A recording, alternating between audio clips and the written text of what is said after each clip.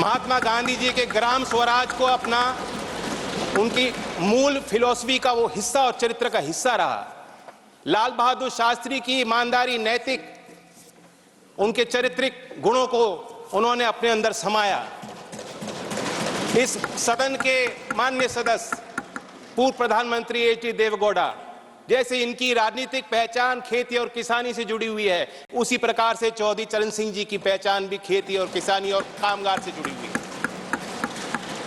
राजनीतिक विशेषज्ञ मानते हैं कि जैसे इंदिरा गांधी जी में एक करिश्माई शक्ति थी लोगों को अपनी तरफ आकर्षित करने की, उसी प्रकार से चौधरी चरण सिंह जी को सुनने के लिए, उनको छूने के लिए, उनको बेहतर तौर से समझने के लिए दूर दूर से, गांव-गांव से लोग चले आते थे।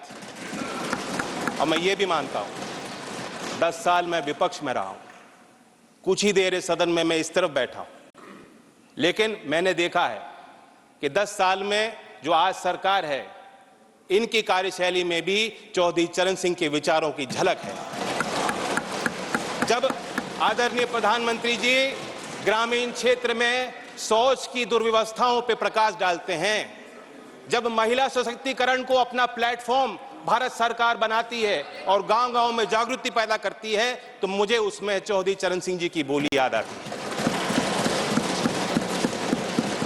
सभापति जी, हम लोग नेताओं को समझ नहीं पाएंगे अगर हम इसी तरह बटे रहेंगे।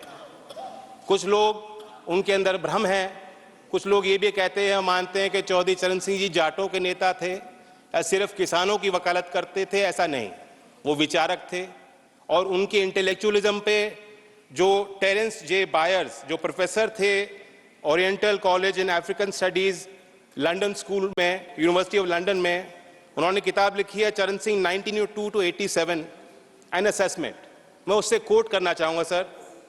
चरण Singh did have incisive intelligence and he undoubtedly applied it to a continuing study of agricultural problems in Uttar Pradesh. Judgment on whether he was an intellectual, of course, turns to one definition of intellectual. My judgment is that on the most rigorous definition, Charan Singh was clearly an intellectual, and not only that, the most unusual.